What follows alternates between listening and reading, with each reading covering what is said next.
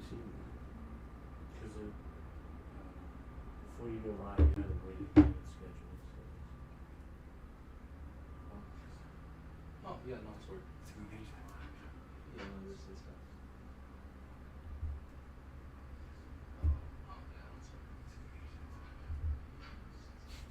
Okay, we are live, Okay. and with a few technical difficulties, you are ready to go. All right. Om Sahana Bhavatu Sahano Bhunaktu Saha Viryam Karavavai Tejasvinavaditamastu Mavid Vishabhai. Om Shanti Shanti Shanti. May Brahman protect us. May he guide us and give us strength and right understanding. May love and harmony be with us all. Om peace, peace, peace. And good evening. Sorry we're a couple of minutes late. We had quite a few technical difficulties. So we managed to get them all straightened out. And tonight we have a rather interesting lecture, a bit different from a lot of the ones that we often hear. You know, I came here when I was a young kid, and in those days, the audience was primarily Westerners who were primarily ignorant of Eastern philosophy at all. And so some of these more esoteric things were left out. The topic tonight is the Bahara Avatara, and these kinds of things were generally not discussed. So a lot of this is somewhat new to me as well. We have to kind of put ourselves in the mindset of ancient India, where the rishis, the philosophers, the yogis who had mystical insights tried to communicate those to the general populace, who probably could not read or write, probably had no education, had to spend all day working in the farm fields in order to survive. And then in the evening, when it was dark and they couldn't work in the fields, they would be told stories to communicate some of the insights of the great rishis, the souls, the yogis, and so forth. And so in order to try to explain things in terms that were interesting and meaningful and rememberable, they would put them in story form. So all the different energies of the universe would be personified as various characters of a story. So in these stories of these avatars, this is the kind of thing that we're going to be getting. It's quite a complicated story. It's about the boar avatar, not the boring avatar, the boar avatar. In fact, this is anything but boring. You're going to have to keep your attention with you at all times in order to keep track of all of the ins and outs of this story. And it's going to take him a bit of time to get into the story. He's going to give quite a bit of introduction before that. So this is by Swami Ramakrishnananda, for those of you who haven't been listening to the series of talks. It's chapter 16 in the first volume of his complete works. And it starts out, "Today I shall tell you something about the third incarnation, that is, the incarnation of Varaha, the boar. This is the incarnation of sacrifice. You have seen how in the temples fire is invoked and lighted, and that fire is regarded as the representative of God. Fire is the mouth of all the gods. If you want to offer anything to Shiva, or to Vishnu, or to the Rudras, you throw it into the fire, repeating the particular name of the god to whom you wish to offer it. The boar incarnation signifies this process of sacrifice in order to propitiate God. It is a practical way of worshiping God, inviting Him to your hearth and home and giving Him choice things. When you invite someone to your house, you wish to satisfy Him. And we wish to satisfy God because He gives us all that we want.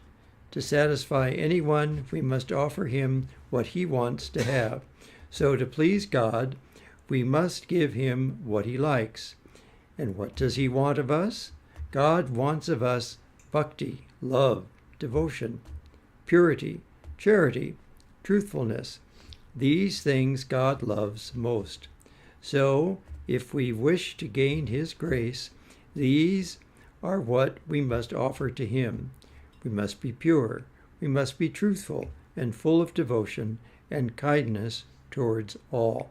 So in other words, basically building our character up to the greatest extent possible and cultivating a love and devotion towards a particular aspect of God. Now, this idea of a fire sacrifice is really very ancient and pervasive all over the world. All sorts of different indigenous religions would have had fire sacrifices. And the idea, of course, probably came because fire goes upward. It's hot and it goes upward and it sends smoke upwards. And so if you think of the aspects of the deity as being superior, you then think of them as being higher. And if you think of them as higher, you think of them as being up in the sky. So it's just sort of a logical conclusion. And so, of course, we know that God is really all pervasive and it's not just sitting up in a cloud somewhere. But symbolically, we often think of God as up there. And so to offer things to God, we offer them to a fire, and the flames and the smoke then carry those offerings up to God. And we do those kinds of things even now. I've seen ceremonies in universities even where students will write messages or desires or wishes or things, and then they'll put them in a bonfire. Or psychologists will have you write things on paper and then put it in a fire in order to just let those things go and give them up to God.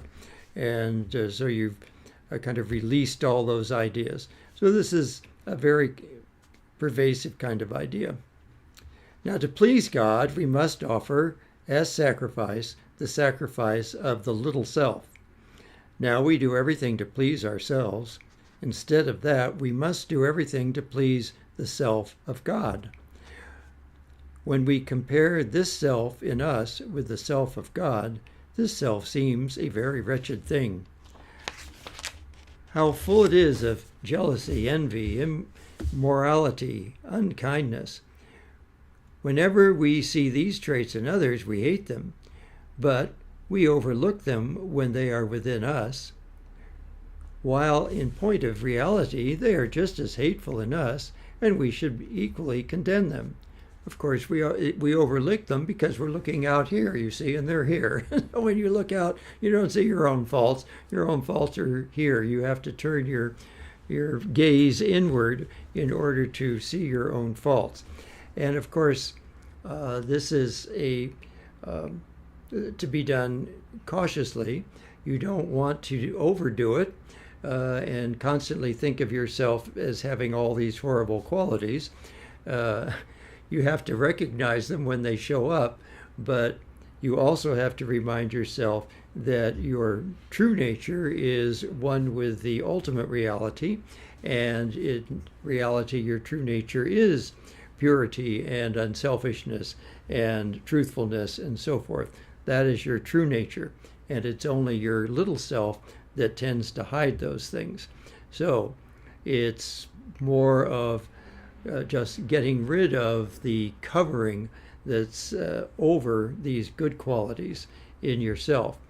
Otherwise, it just becomes kind of self-flagellation where you're beating up on yourself all the time.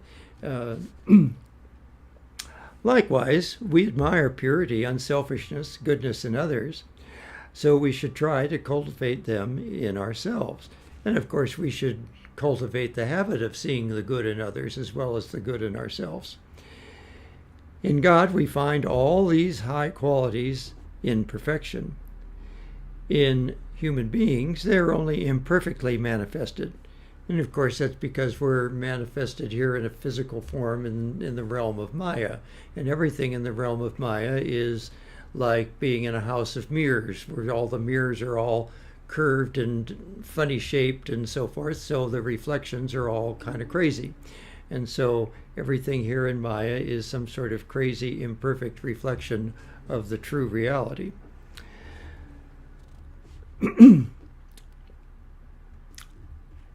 In human beings, they are imperfectly manifested. He may be sometimes good, sometimes bad. Our master, Sri Ramakrishna, used to say that pure gold is too soft to give it perfect shape. Some alloy must be added before it can be molded. So, if we wish to give a form to the formless one, we must add a little impurity, so to say. That impurity means matter. Thus, it is that we always have this alloy, as it were, in thinking of God as a person. Yet, we desire to be perfectly pure, and we must take refuge in that person in whom this ideal of ours is in a state of perfect manifestation. That person is God. Hence, we must always worship God. But that's a good point, you see. He's really bringing out the fact that as we think of God in terms of any kind of form, there's going to be some sort of alloy in there that might be seen as imperfections, but it's just because we're bringing it down to a kind of quality that we can actually understand, some sort of personality that we can relate to. And of course, if you're going to tell stories that are going to illustrate principles, then all the characters in the stories are going to have all sorts of different character traits. In this body, we can never be perpetually happy. Although it is our ambition to be ever happy, ever living, and all-knowing, we find out that we can never realize this in life. But all this is ever realized in God. In Him we can hope to be ever living, ever happy. So we should try to satisfy God in every way. Why should I do so? Because He is my ideal self. In Him all ambitions can be realized, while in myself they can never be realized. Well, in the little self it can never be realized. In the true self, they're already there. And as we read these, we have to remember that these stories are really symbolic on all sorts of levels. So it gets very complicated, you could say. This is what is called sacrifice. And of course, remember also that we want to realize all happiness in ourselves, not in petty little things that satisfy the little self, but the ultimate happiness of realizing our true nature. And of course, sacrifice can be done for multiple things. A lot of people do sacrifices to get a good job, to get a good education, to get a good spouse, to get a good child, to earn more money, blah, blah, blah. All right, so those kinds of sacrifices are also very prevalent in the Vedic sacrifices. But we're going to be also more interested in sacrificing our lower self so that we can realize our higher self. This is what we call sacrifice. When a person lives for himself, he is a brute.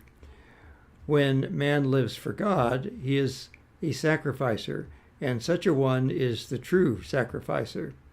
The man who lights a sacrificial fire and offers some oblations in it does it only from time to time. But the man who constantly sacrifices himself in his heart is the real sacrificer.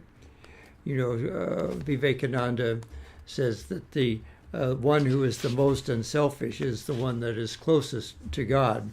And so that Unselfishness is that constant sacrifice that's being referred to here. One who always does what satisfies not himself but God constantly performs sacrifice, while the other only sacrifices occasionally. The story of the third incarnation is this, and it's going to take a long time until we get to the bore. So just warn you, there's a lot of backstory here. When the Supreme Lord wished to create, and this would be speaking of Brahman, and of course, again, we're giving Brahman qualities here, which of course, Brahman is beyond qualities, but in order to tell a story, he's going to have some qualities. So, when the Supreme Lord wished to create, there sprang out of his navel a lotus, and from the heart of that lotus came forth his firstborn, Brahma, the creator. At that time, there was nothing else. The sun had not come into existence, nor the moon, nor the stars. There was only the lotus, and in that lotus was Brahma sitting alone. But being the creator, he was full of rajas. Now, this is something that I frankly don't quite understand. But Vishnu, he says, represents sattva. It's here. Yes, you found us. Vishnu, he's saying that the Brahma is representing of Rajas, Vishnu is representing Sattva, and Shiva is then left with Tamas. Now, I think a Shaivite would probably object to that. I don't think, in fact, Shiva is often thought of as being the most austere and the most renouncer and so forth. But anyway, in this particular characterization, we're going to split it up this way. Sattva means calmness, Rajas means incessant activity, and Tamas darkness. Because Brahma was an incarnation of Rajas, he was very restless and full of activity. He was extremely restless in his body, and his mind was incessantly active. I think this is one of the dangers of trying to fit the three gunas into anything that comes into three. Sometimes it doesn't quite work very well. He was extremely restless in his body, and his mind was incessantly active. In him arose the desire to know whence he had come. So he sprang out of the lotus, but there was darkness everywhere. He went to the right side. He went to the left side. He searched above and below, but everywhere there was only darkness. Then, like an insect, he began to crawl down the stem. But for 100 celestial years he kept on crawling without coming to the end of it, or learning anything of whence it had come.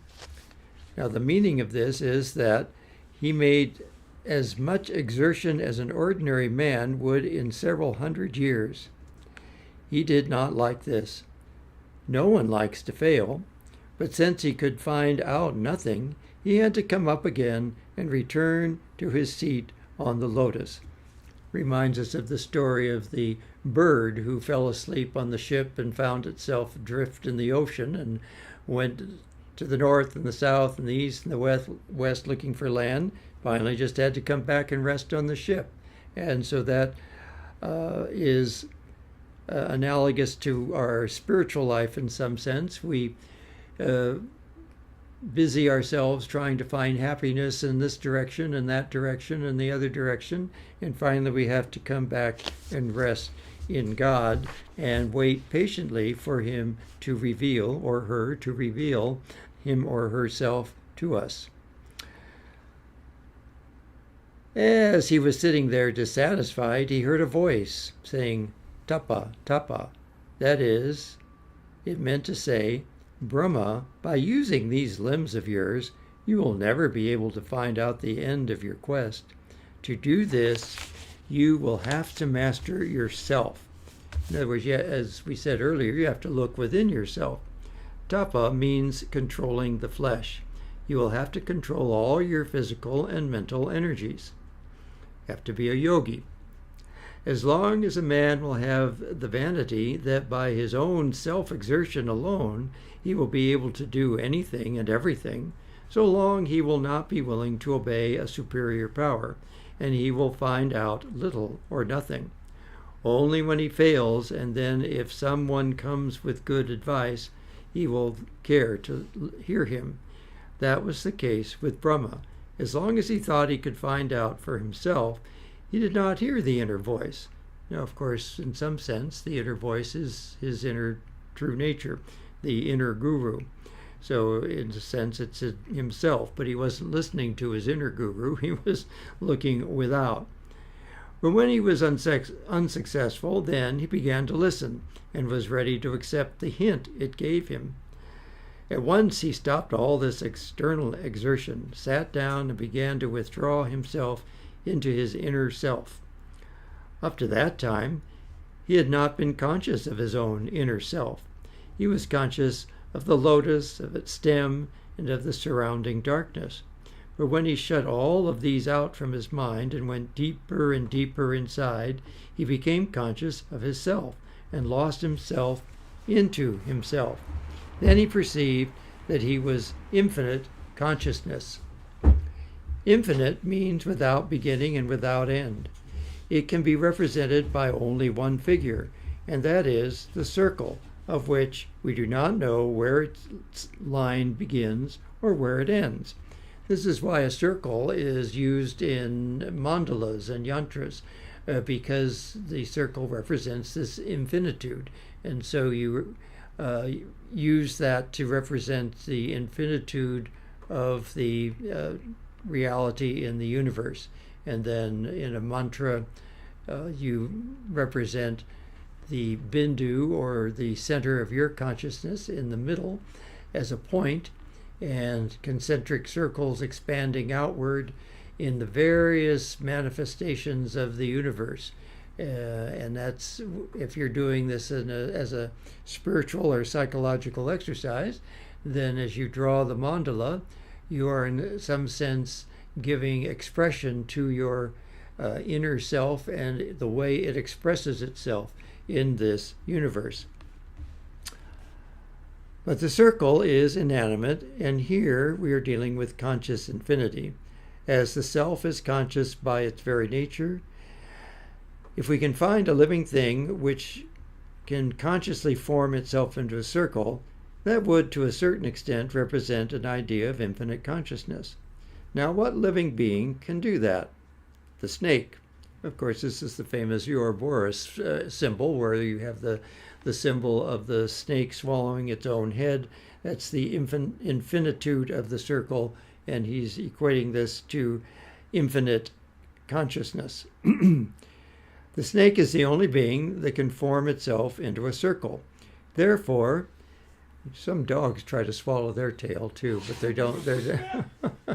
They don't have a nice linear form, so it doesn't make as good an example.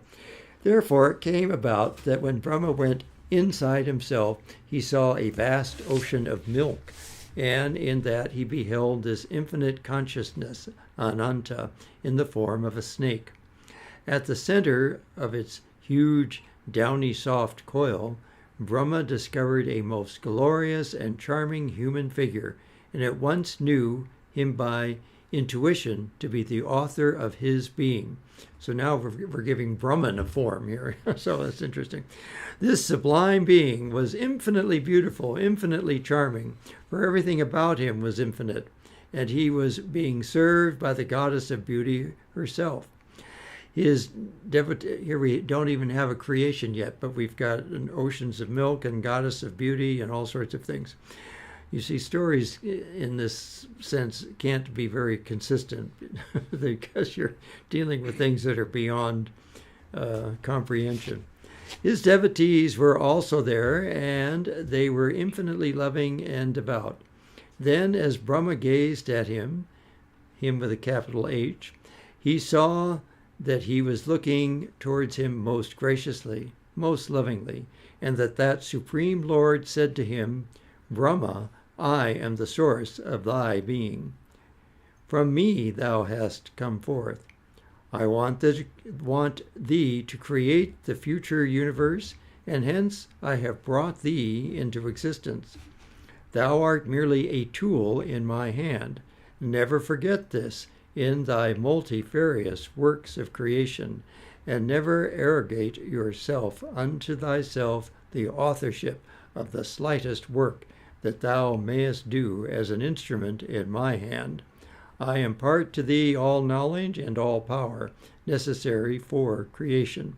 And of course, this again is symbolic of our own situation. We are endowed with all sorts of talents and creative energies and ideas and so forth, and we go about trying to manifest those, and to some extent we manifest them successfully. But as we're taught in Karma Yoga, we have to remember that we are merely instruments of the divine energy, and that we are not really the doer. And as Sri Ramakrishna said, if at once you can realize that you are not the doer, you will be realized. You will be, this veil of Maya will be lifted from you. So we have to constantly remind ourselves that it's really the energy of Brahman itself, the infinite, undivided, unchanging reality working through us, that's doing all this. Or as John Dobson used to say, if you want to personify that as the sun, we're all running on canned sunlight. It's the energy of the sun. We're not doing anything. It's the energy that came from the sun originally that is running the whole show here. Thus, Brahman was the first student of God, and the knowledge of which he received from him is known as the Vedas. How did he impart this knowledge? By his mind. He merely willed to do it, and illumination came to Brahma. So it is said in the opening verse of the Srimad Bhagavatam, quote, the first of all those who realized wisdom was illumined by God, by his mind, unquote. Brahma then remembered who he was, and he then said to himself, yes, I have created worlds many times before, and I can do the same now as before. God again cautioned him, saying, thou knowest now who thou art. Remember, however, that thou art nothing, that all has come from me. All this power is mine, which thou art merely using as thy own. Nothing is thine, all is mine. This is the teaching of God, and this is what is known as the Bhagavatam. The whole of the Srimad Bhagavatam is based on this eternal central truth. So long as one has egotism, one thinks within himself, quote, who can be equal to me? I am the best. I am the greatest. All people should serve me and look to my comforts. I am the master, and everyone should bow down to me, unquote. Thus blinded by vanity, we entirely forget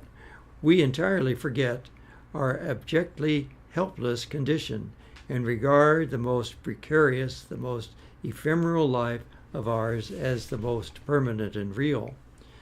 But when man remembers God always, then he knows that without his permission, not a blade of grass can move. The wind cannot blow, the sun cannot shine unless he wills it. When a man knows this, he is well versed in Bhagavatam, which teaches that everything belongs to God and to no one else. This mind belongs to him. This body belongs to him. This whole organism is his. Whenever he wills, he can take away all these forms from you. If they belong to you, you would have had some control over them, but you have none. Even your egotism is not yours. It belongs to him. You have no command over it. Neither have you control over your mind. Everyone wants to live. No one wants to die, leaving behind him those who are dear to him. Yet when the call comes, he has to go. Hence the teaching that we belong not to ourselves, but to God. So this just emphasizes that we really need to just resign ourselves to God and pray for the grace of God. When Brahma remembered who he was well equipped and ready to create. So he returned to the lotus, and there he sat down and thought, Now I will create. Then out of his mind came 4 children. Now this is where it gets complicated. Now I will create. Then out of his mind came 4 children. But he was then full of the teachings of God, so freshly imparted to him, and this thought that all is God's, not I but thou, was still strong in his mind. So they were all born with this idea, quote, not I but thou, O Lord. And when he asked them to create, they replied, Father, creation means forgetting God. Without egotism, we cannot create. For to do anything, we must, above all, have to think of our little selves all the time, and that would make us forget God. So we do not want to take up this distracting function of creation. This is also found in mythologies of other cultures, where the first attempt at creation doesn't work. It's too perfect, and so things don't come out very well. When his own children thus dared to disobey him, there arose in Brahma a little anger. And when anger came egotism, and he began to forget that all belonged to God. Out of this state of mind, he brought forth 10 more children, who went by the names of Marichi, Atri, Angiri, Pulasya, Pulaha, Kratu, Brighu, Vashishta, Daksha, and Narada. And because they were the fruits of egotism, they said, when the Father asked them to create, "Oh, Father, we shall be glad to create." And from 9 of these children have come all the inhabitants of the universe, celestial, intermediate, and infernal. So again, this is all symbolic that all of the things that we do within the realm of Maya are really done because part of us has forgotten our true nature, even though we try to remind ourselves of that all the time. And it would be good to remind ourselves of that at the end of each day. That's kind of like what we do at Arati, you know. We're offering back to the Lord everything that we've done that we might have thought of as our doing, and we offer it back, okay? We thought this was stuff we did, but it really all belongs to you, and you offer it all back to the Lord at Arati. So, but this is just a storyfied form of the idea that when we forget that Brahman is the ultimate reality and we're in the realm of Maya, then we get all sorts of distracting things happening. And so this is going to be represented by these 10 children. Marichi had a son by the name of Kasyapa, who married some of the daughters of Daksha. Chief among these wives of Kasyapa were Aditi, Diti, and Danu. Now Aditi was very pious, devoted to her husband, very charming in her appearance and manners. She gave birth to 12 children who were designated as the Adityas, or gods, chief among whom were Indra and Upendra. Diti and Danu were very charming in their appearance, but they were very proud and haughty, and they gave birth to Daityas and Danavas, who were demonic in their nature. Diti brought forth 2 terrible and very powerful demons, called Hiranyaksha and Hiranyakashipu. How this came about, I am going to tell you. So what is this all symbolic of? It's symbolic of duality. If you're not in oneness with Brahman, then you're in duality, and the duality then multiplies into multiplicities. And when you get into dualities and multiplicities, what do you get? You get good and evil. It's real simple. So you get good and evil here. All right, so we've got the good guys and the bad guys in the heavenly realms. Once the 4 firstborn children of Brahman wanted to go and see the Lord. Being born perfectly wise and free from guile, they always look like little boys of 5 years, and little boys of that age, they wear no clothes. So in nature's garb they set out to go to the abode of the Lord Vishnu. Just as in your own home everything is arranged as you wish it, so in the house of Vishnu everything is according to his desire. Every atom there obeys the will of the Lord. But somewhere or other there were two people there who were not in harmony with the will and mind of God. It is always pride and vanity which make one disobedient to the supreme will, and these people cherished a little vanity. So this is just, again, all symbolic of our own internal psychological makeup. We've got our good side and we've got our distracting side. Now, when these four sages came to the abode of the Lord with their numerous disciples, these two people were at the gate, and seeing the naked sages, they were indignant and would not let them enter. The Brahmanas, when they were thus opposed, thought, "Our minds are in perfect harmony with the mind of the Lord. Who are these two persons that they will not let us go to him? No starving man was ever more hungry for food than we are for the Lord, and they will not let us go to him.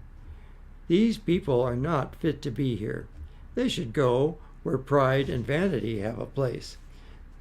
They are ashamed of our nakedness because they themselves are impure." So much like the Adam and Eve story, you see. As soon as they eat of the tree of knowledge, they see things in dualities, and then they know they're naked, and then they don't like themselves naked. So it's the same idea, just a different culture.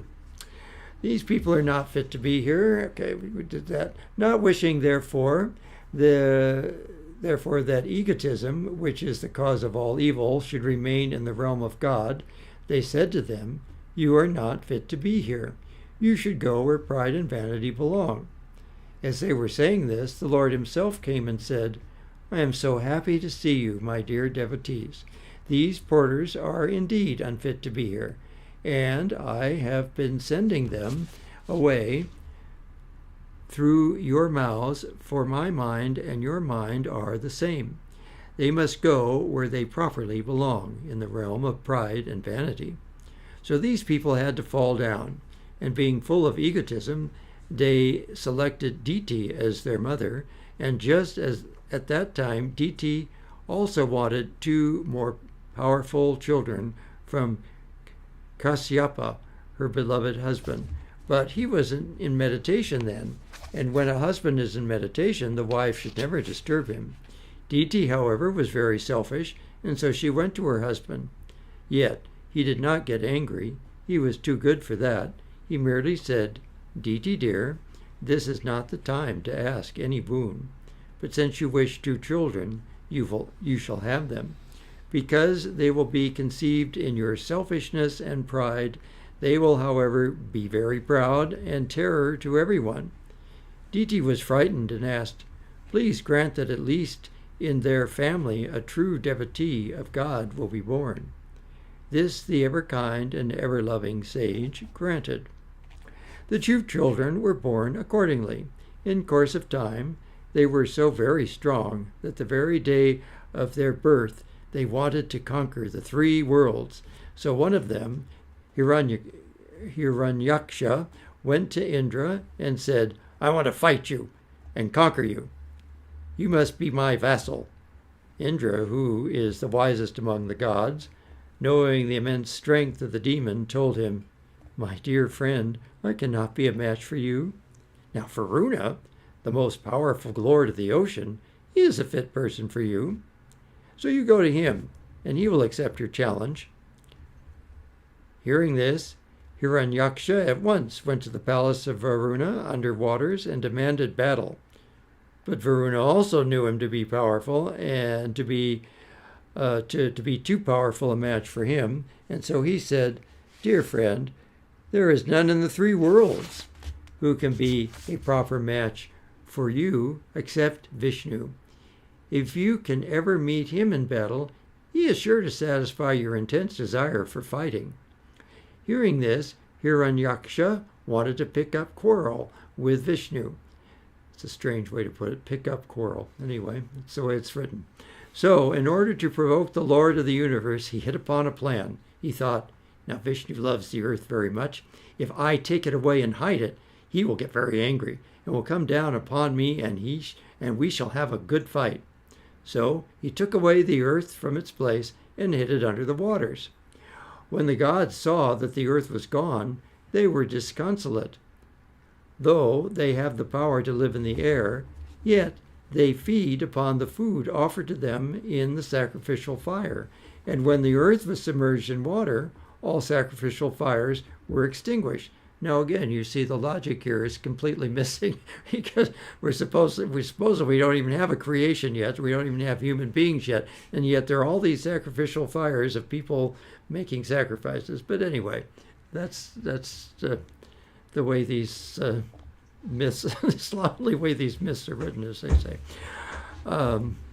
Brahma grew very angry at this and said, "The wicked children of Diti have kept the earth hidden, somewhere under waters.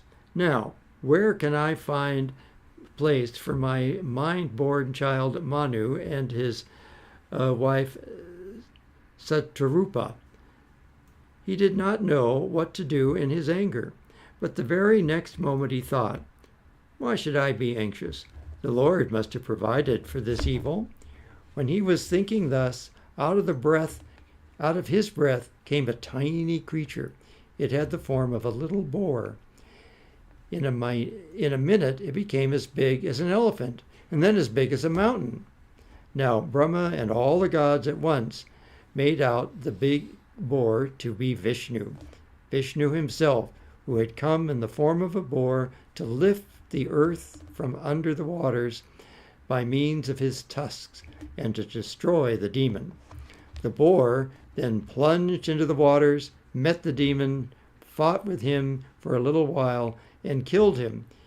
He then placed the earth upon the gory tusk and lifted her up above to the infinite delight of Brahma and all the gods. Thus he made the earth see light again and basked under the benign smile of all the gods. Now we can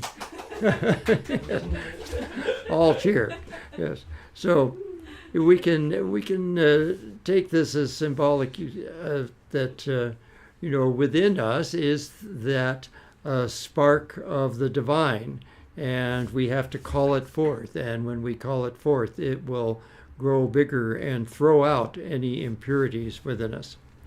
The earth was hidden he's going to give his interpretation here.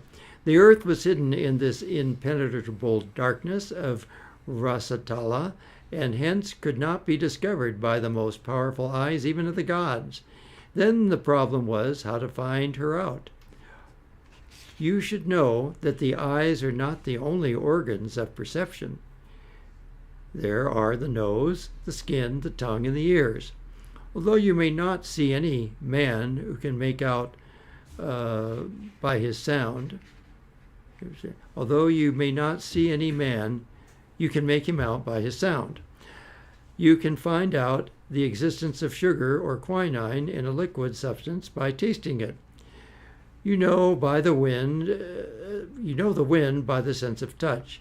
And when all these senses fail, you can find out the existence of anything by smelling it. In the present case, the earth could not be seen, touched, tasted, or heard, so to say. Hence, the only sense that could find out her existence was that of smell. That is why God had to assume the form of that powerful and tenacious, steady animal, the boar, which is characterized by its highly developed sense of smell. And thus it was that he took his birth from the nose of Brahma in the form of a boar. This third incarnation of God gives you a clear idea of real sacrifice, or yajna. From this, we learn that Brahma is the greatest sacrificer. We've kind of run out of time, but shall we just go for it? We've only got a couple pages. From this, we learn that Brahma is the greatest sacrificer, and our duty should be to follow him by making our ego subservient to the infinite ego of God, as he did.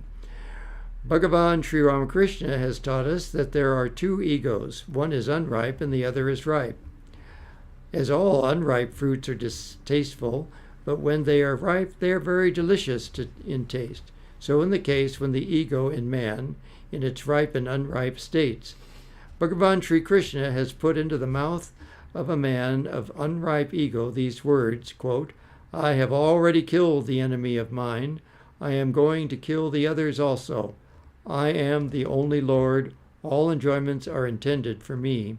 I am perfect, powerful, and blissful. I am wealthy, and many people are there who look after my comforts. Who is there that can be equal to me? I shall perform many sacrifices, make many charitable gifts, and thus enjoy my life, unquote. That's from Gita chapter 16, verses 14 and 15. Hiranyaksha is an incarnation of the unripe ego, while Brahma is an incarnation of ripe ego, which says, not I, but thou. In everyone there are both Hiranyaksha and Brahma, but unfortunately the latter is almost entirely put down by the former in many. This body of ours is the little world or the microcosm which Hiranyaksha has hidden in the outer darkness of ignorance, by making us identify our infinite and all-perfect self with this short-lived and precarious body, and thus plunging us in the ocean of darkness, where innumerable ghost-like miseries, diseases, decrepitudes, and despondencies, doubts, and the arcturus death stalk with unimpeded fury to the greatest dismay of the forlorn man. If a man can deny this animal ego and offer it as a sacrifice to the infinite ego of the Lord, as Brahma did, then the supreme and all-gracious being is sure to come to his help, destroy his unripe ego, and replace it by the right one. Hence, this third incarnation is called the Yajna-murti of God, or the form of him to which all sacrifices are to be made. Egotism is an imitation of God. Paramatman is the real God. The difference is like that between an imitation mango and the real mango. Take a real mango and you will find it full of juice and good to eat. But bite a clay mango and your mouth will be full of mud. Some people may struggle for false mangoes simply for its beautiful appearance, but they will sooner or later find out that their mistake. So they fight between Hiranyaksha and Vishnu. So the fight between Hiranyaksha and Vishnu was a fight between the Paramatman and egotism. Egotism has sex. You think that you are a boy and that another is a girl. Sex is to be found wherever there is form. Egotism are always innumerable, while Paramatman is sexless and is only one. Both are selves, but one is limited and the other limitless, and a finite form, however large, compared to infinity, is an infinitesimally small quantity, or zero. So when egotism thinks that it can put down the Atman, it is like a little insect trying to put out a great fire. This was the case with Hiranyaksha. When he tried to destroy the Lord of the whole universe, he perished just like a little insect in an all-consuming flame. O man, if you want to come from darkness to light, from the finite condition to the infinite, the only way is to put down all egotism within you. All right, that concludes the chapter. Om Purnamada Purnamidam Purnat Purnamudachyate Purnasya Purnamadaya Purnamevavashishyate. Om Shanti Shanti Shanti. Filled with Brahman are the things we see. Filled with Brahman are the things we see not. From out of Brahman floweth all that is. From Brahman all, yet is it still the same. Om peace, peace, peace.